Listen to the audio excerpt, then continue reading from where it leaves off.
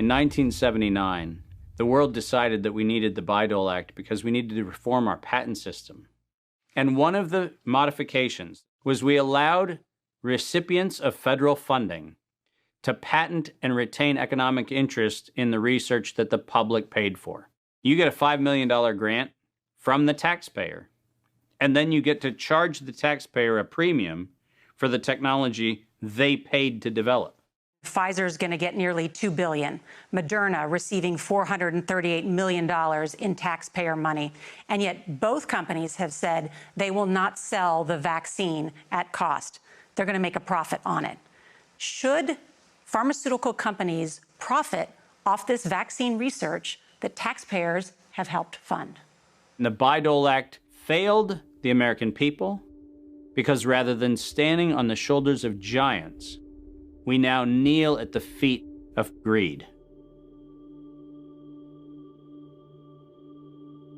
My systems flagged anomalies when I started seeing nonprofits and corporates and cover financing for coronavirus programs in the late summer and fall of 2019. Our first red flag came out when we read the World at Risk scenario. Now, there is an organization called the Global Monitoring Preparedness Board. This organization is a part of the World Health Organization, and this board includes Dr. Elias from the Gates Foundation and Anthony Fauci from NIAID. These two individuals, plus the director of the Center for Disease Control in China, come out with a recommendation that says that by September 2020, 2 global pandemic preparedness exercises have to be completed. And one of them has to be done on the release of a respiratory pathogen. That then gave rise to an October event, Event 201. On behalf of our partners in the Bill and Melinda Gates Foundation. Event 201 took place 5 months before COVID-19 was declared a pandemic. The participants of the event are some of the same people that are now deeply involved in the real pandemic and profiting from it as well. Event 201 was a scripted, multi-camera, live event that was broadcast globally via the internet. An event of this complexity and magnitude would take months to write, prep, and produce, placing the conception date at least 1 year prior to the actual pandemic. There is no question that there will be a surprise outbreak. Anthony Fauci knew as early as January of 2017 that we would see an outbreak before the end of 2020. Even Bill Gates, a man with no medical training, knew it was coming. If we start now, we can be ready for the next epidemic. Every single thing that you have seen play out in front of your eyes, all of them laid out in their tabletop exercise, which, by the way, fact checkers have said has nothing to do with the coronavirus outbreak. Just happenstance. This is that wonderful universe of improbabilities where events just co-emerge and then nature conveniently backs itself into our architecture. That's the scenario we're supposed to accept. Brilliant. Some countries have banned travel from the worst affected areas. The president has made a decision to suspend all travel to the United Kingdom and Ireland. Dis and misinformation circulating over the internet. Across the world, misinformation about the virus is being shared online. A significant demand for N95 masks and gloves are on the rise. The demand for N95 masks to prevent the deadly airborne virus has surged. We could eventually have 52 million treatment courses per year, but it will take many months to get there. We're still many months out from having something that we can really deploy to the public. And 65% of those polled are eager to take the vaccine, even if it's experimental. A new poll finds that 49% of Americans say they would get a COVID-19 vaccine should an effective one be discovered. I'm curious, who wrote the Event 201 script? If the visionaries of the event knew at least 1 year in advance what was needed, why didn't they take care of those things? Considering that Bill Gates has donated half of his fortune to make the world safer, why didn't he help to better prepare our hospitals and frontline workers? Why didn't any of the event's wealthy sponsors do something?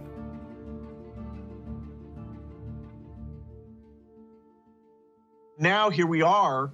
You know, we didn't simulate this, we didn't practice. On behalf of our partners in the Bill and Melinda Gates Foundation. So both the health policies and economic policies, we find ourselves in uncharted territory. Event 201 was not the first scripted exercise to prophesize the future with astonishing accuracy. Leaders of global health and business have been seeding reality with fictional scenarios for several decades. The scenario, obviously, is fictional. 1 year prior to Event 201, many of the same sponsors, hosts, and actors came together to produce a tabletop pandemic simulation for a fictional virus they branded Clade X. 1 year to produce a vaccine for this is too long. We should have stockpiled, we didn't, but we're going to have to look at that vaccine question to see if we can speed up the delivery. And if we do not have the public with us, we're in big trouble. In 2010, the Rockefeller Foundation released a 54-page document called Scenarios for the Future of Technology and International Development. Page 18 features the pandemic scenario, Lockstep, a world of tighter top-down government control and authoritarian leadership, with limited innovation and growing citizen pushback. China's government was not the only one that took extreme measures to protect its citizens from risk and exposure. During the pandemic, national leaders around the world flexed their authority and imposed airtight rules and restrictions, from the mandatory wearing of face masks to body temperature checks at the entries to communal spaces like train stations and supermarkets. Even after the pandemic faded, this more authoritarian control and oversight of citizens and their activities stuck, and even intensified. We are living in a time where leadership, unfortunately, is compromised. And by that I mean that individuals are placed in power for their ability to be influenced, not their merits of leadership. Nothing could be clearer than the leadership of the World Health Organization. The World Health Organization is the institution granted exclusive power to guide and protect the health and wellness of humanity. The WHO is sustained by private donations, the bulk of which are made by pharmaceutical and biotech corporations who have a vested financial interest in the organization's support. In 2017, the Associated Press reported that the WHO routinely spends about $200 million a year on travel expenses, more than what it spends to fight some of the biggest problems in public health, including AIDS, tuberculosis, and malaria combined. The WHO's repeated issuing of inaccurate and bad advice is not merely the result of incompetence, but rather the direct result of the Communist Party of China deliberately buying out WHO's leadership. On the nomination of the Executive Board, appoints Dr. Tedros Adhanom Ghebreyesus as Director General of the World Health Organization. Tedros Ghebreyesus is the World Health Organization's first Director General that isn't a medical doctor. No Tedros for WHO! No Tedros for WHO! The appointment to the organization's highest position was controversial, given that in his previous role as Ethiopia's health minister, Tedros was accused of covering up 3 major health epidemics. Tedros is no stranger to controversy. As a former Minister of Health in Ethiopia, he has been accused of an alleged cover-up of 3 possible cholera epidemics. Prior to his appointment, Tedros was a high-ranking member of the Tigray People's Liberation Front, a brutal and corrupt political group responsible for crimes against humanity, including bombings, kidnappings, tortures, and killings. How does a man with such a controversial past score the top position at the world's most influential health organization? I have known Bill and Melinda for many, many years now. While serving as Ethiopia's health minister, Tedros became intimately intertwined with both the Gates Foundation and the Clinton Foundation. The health minister of Ethiopia, one of the ablest public servants I ever worked with. With the backing of the 2 most powerful foundations on earth and the full support of the Communist Party of China, Tedros was a shoo-in. We will have many body bags in front of us if we don't behave.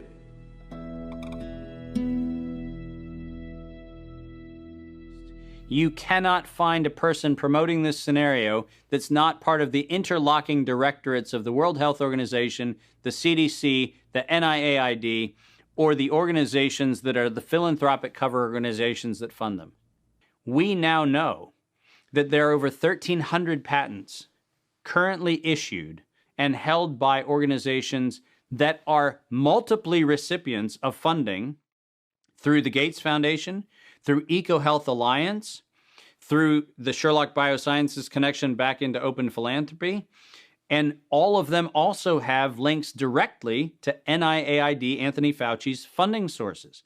If you have conflicts of interest in the funding and in the decision-making and in the inside knowledge that you have between competing or competitor organizations, that is a violation of the antitrust laws of the United States.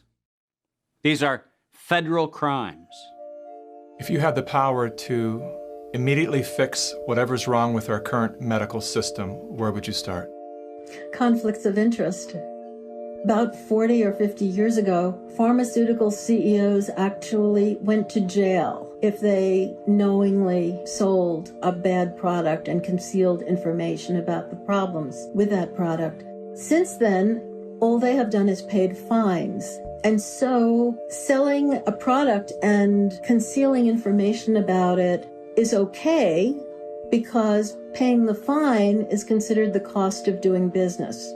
How did the pharmaceutical industry come to capture the rest of the medical industry? And it's because they had so much money to bribe the NIH, the CDC, the FDA, the professional associations, the journals, the medical schools, and everyone else.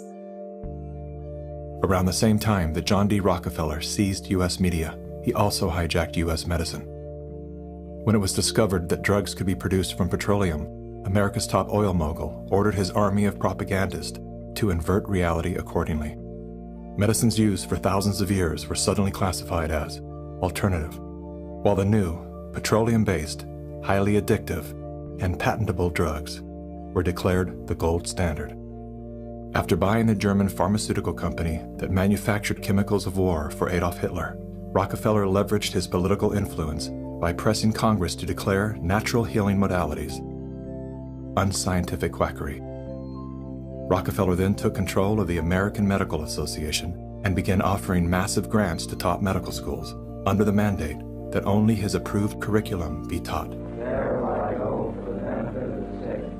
Any mention of the healing powers of herbs, plants, and diet was erased from most medical textbooks.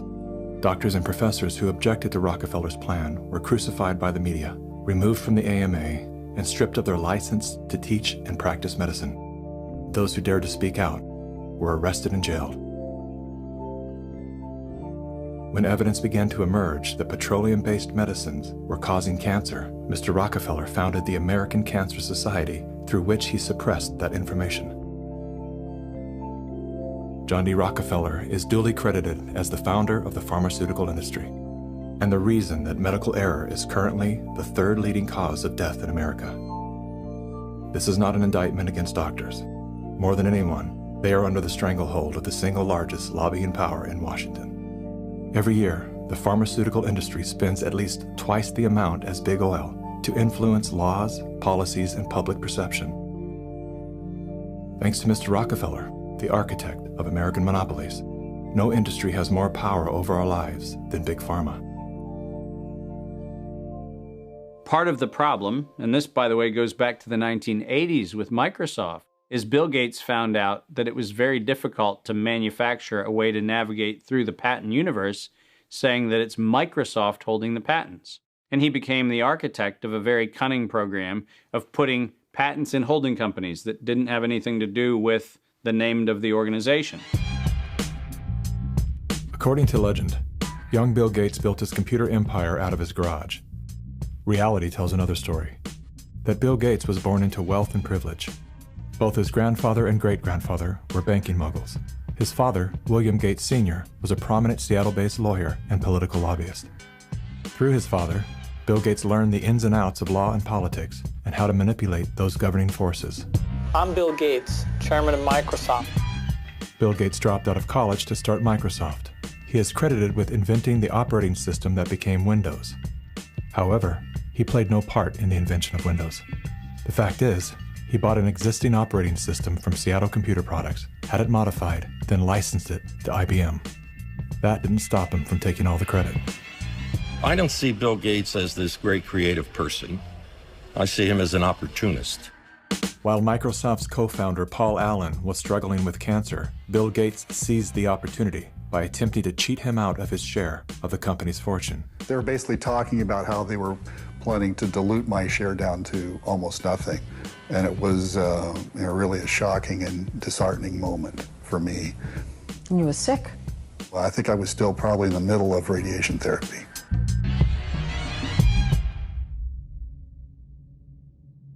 Gates' business strategies came under fire in 1998 when the United States Department of Justice sued Microsoft for antitrust violations. This is tape 3 of the videotape deposition of Bill Gates on September. During the 18-month trial, Gates gave hours of videotape testimony. What were the non-Microsoft browsers that you were concerned about in January of 1996? That month. Yes, sir. And what about it? What non-Microsoft browsers were you concerned about in January of 1996? I don't know what you mean concerned. What is it about the word concerned that you don't understand?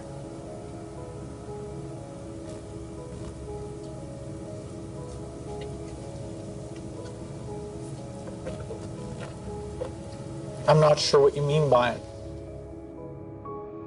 The Justice Department has charged Microsoft with engaging in anti-competitive and exclusionary practices designed to maintain its monopoly in personal computer operating systems. In a move to overshadow the negative press, Gates invested $100 million to set up the Bill and Melinda Gates Foundation. Overnight, Bill Gates transformed his public image from ruthless tech monopolizer to the world's most generous philanthropist. I'm pleased to announce that we're pledging an additional $1 billion We had the chance to witness Bill Gates 2.0, the man you don't know. The rebranding campaign paid off. His net worth swiftly doubled, earning Bill Gates the title of richest man in the world. You've invested $10 billion in vaccinations over the last 2 decades, and you figured out the return on investment for that, and it kind of stunned me. Can you walk us through the math? In a Wall Street essay, Bill Gates declared vaccines the best investment I've ever made. There's been over a 20-to-1 return. So if you just look at the economic benefits, that's a pretty strong number compared to anything else. The Gates Foundation expanded rapidly into a massive, vertically integrated, multinational corporation, controlling every step in a supply chain that reaches from its Seattle-based boardrooms to the villages of Africa and Asia. Is the world's largest private philanthropy causing harm? The Bill and Melinda Gates Foundation has made millions of dollars each year from companies blamed for many of the same social and health problems the foundation seeks to address. The Gates Foundation has investments in 69 of the worst polluting companies in the U.S. and Canada. Other companies in the foundation's portfolio have been accused of transgressions, including forcing thousands of people to lose their homes, supporting child labor, defrauding and neglecting patients in need of medical care. The Gates Foundation has not provided details. William H. Gates III and Melinda French Gates. As a top donor to both the WHO and the CDC, no one man has more power than Bill Gates to influence and control the health and medical freedom of all people. Normalcy only returns when we've largely vaccinated the entire global population. This will be the new normal until a vaccine is developed. Until we find a vaccine, going back to normal means putting lives at risk. We need to produce it and to deploy it in every single corner of the world. Full vaccination of our children and pregnant women. Development of new vaccines, therapeutics and diagnostics. Before effective vaccines and therapeutics are developed.